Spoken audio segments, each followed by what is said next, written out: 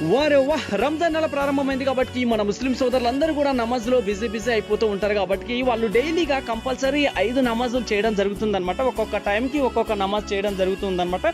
So ఈ రోజు విషయానికొస్తే గనుక ఫజర్ నమాజ్ వచ్చేసి తెల్లవారుజామున 4:32 మంచి ముహూర్తం ఉందన్నమాట.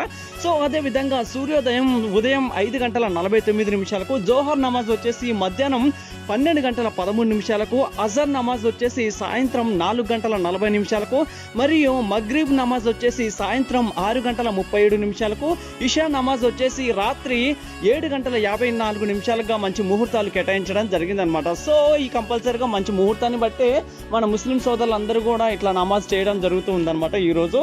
సో అంటే కొన్ని ప్రాంతాలను బట్టి కూడా స్వల్ప మార్పులు జరిగేటువంటి అవకాశాలు ఎక్కువగా ఉన్నాయన్నమాట. ఓకేనా, అర్థమైతే ఆలోచించండి, వీలైతే ఫాలో అవుతారని అనుకుంటున్నాను. Anyway thank you so much. Internal listeners అందరూ కూడా ఇలాంటి అప్డేట్స్ మరెన్నో తెలుసుకోవాలనుకుంటున్నారా? Let's watch and subscribe.